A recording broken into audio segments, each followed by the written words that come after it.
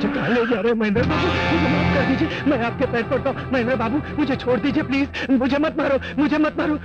मैं आपके पैर पड़ता हूँ। मैंने आपका राज पुलिस स्टेशन में भी किसी को नहीं बताया, फिर और किसी के सामने क्यों उगलूंगा? तुमने अपने जीजा के साथ गद्दारी करके उसे मरवा दिया, उसकी लाश से कागजात छीन कर चौरंगी लाल के हाथों भेज दिए। कल तुम हमारे साथ गद्दारी नहीं करोगे, इसकी क्या गारंटी है? नहीं करूंगा। तुम्हारी जगह इस दुनिया में नहीं, ऊपर है, इसलिए हम तुम्हें नीचे फेंक रहे हैं। फेंक दो इसे।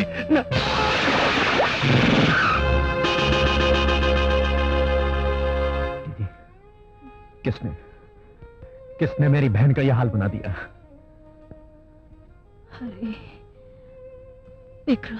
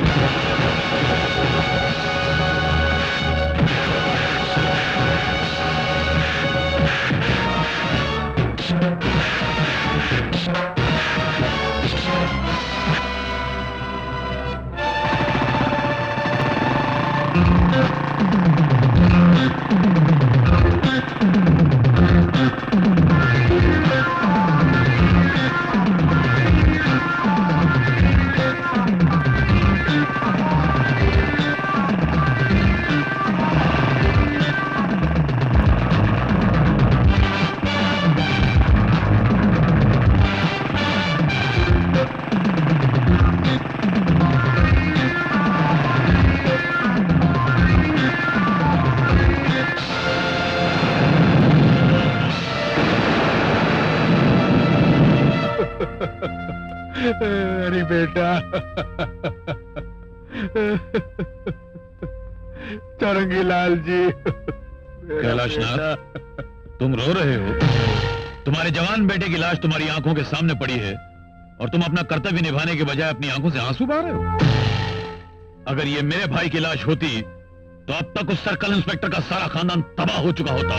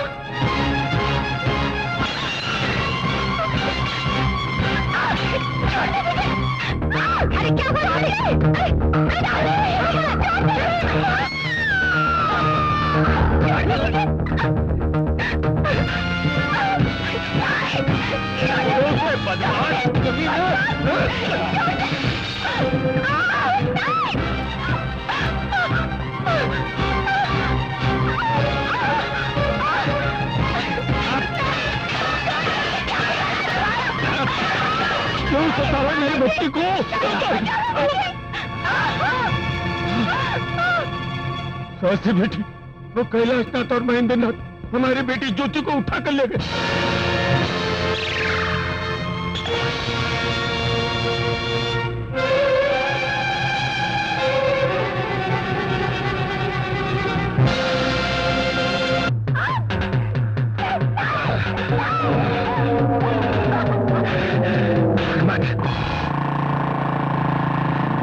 चौरंगी लाल तो मुखिया जी, आप भी तो किसी जमाने में गुंडे और बदमाश रह चुके, तो फिर आप भी। अब मैंने चोला बदल लिया है। अब मैं माचिस की तीली की तरह हूँ।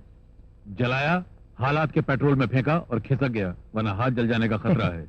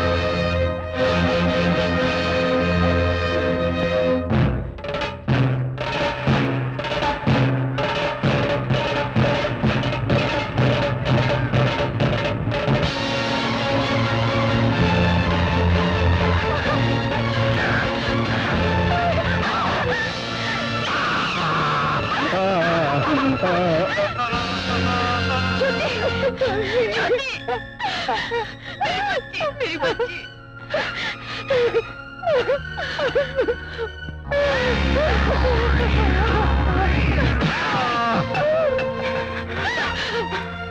छोटा बेटी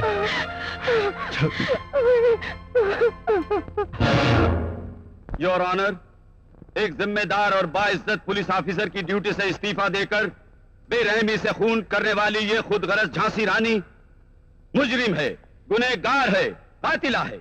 इसलिए अदालत से मेरी दरखास्त है कि इसे फांसी की सजा दी जाए। That's all your honour. क्या आप अपना जुर्म कबूल करती हैं? भगवान को साक्षी मानकर, इंसाफ की देवी को साक्षी मानकर मैं कसम खाकर कहती हूँ कि महेंद्रनाथ का खून चाकू से मैंने ही किया है। लेकिन अगर कानून की जबान में मुझे खूनी कहा जाता है तो वो जिन्होंने एक पुलिस ऑफिसर को खूनी बना दिया वो खूनी से भी ज्यादा गुनहगार है, कातिल से बड़े मुजरिम है। अगर आपके पास मेरे लिए फांसी की सजा है तो बेगुनाह इंसानों को मौत की नींद सुलाने वाले गुंडागर्दी, दहशत और आतंक के जरिए बेगुनाहों का खून बहाने वाले खतरनाक मुजरिमों के लिए आपके पास कौन सी सजा है? पानी की तरह बहते हुए मजदूरों की पसीने से सीमेंट भिगोकर अपने लिए कंक्रीट की ऊंची ऊंची इमारतें बनाने वाले, भूख से तड़पा तड़पा कर उन्हें खत्म करने वाले इस कैलाशनाथ को आप क्या सजा देंगे?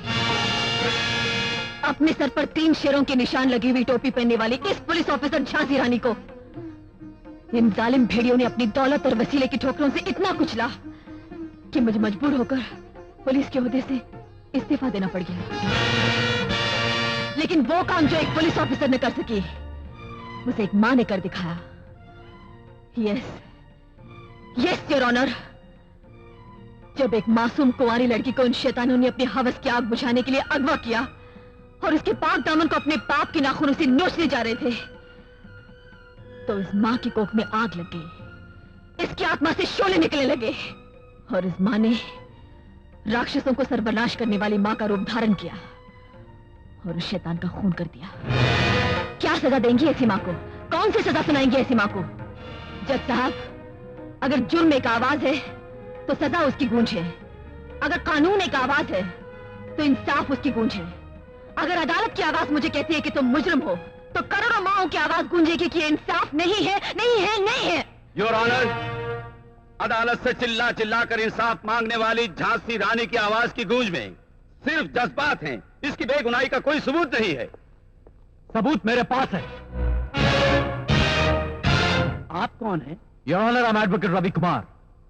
अगर इजाजत हो तो इन गुनहगारों के गुनाहों में इनका साथ देने वाले एक गवाह को आपके सामने पेश करना चाहता हूं, जो आपको बताएगा कि सच क्या है और झूठ क्या है। इजाजत है।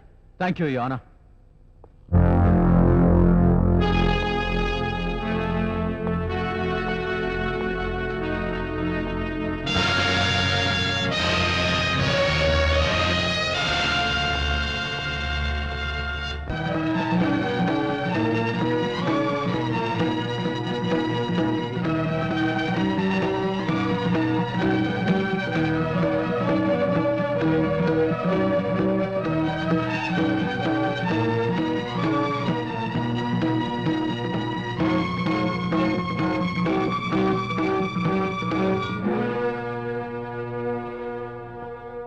कैलाशनाथ, चौरंगीलाल दो मुखिया और विक्रम जैसे देशद्रोहियों को अगर कानून छोड़ देता है तो समाज तबाह और बर्बाद होकर रह जाएगा। इसलिए आईपीसी की दफा 326 के तहत अदालत इन 3 मुजरमों को उम्र कैद की सजा सुनाती है और सन्यासी राजा को 3 साल कैद बामुशक्कत की सजा सुनाई जाती है।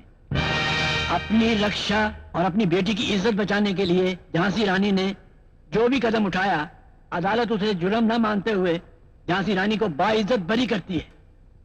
पुलिस डिपार्टमेंट को ऐसे ईमानदार और बहादुर पुलिस ऑफिसर की सख्त जरूरत है। इसलिए अदालत पुलिस डिपार्टमेंट को इनका ओहदा बरकरार किए जाने के लिए पुरजोर सिफारिश करती है।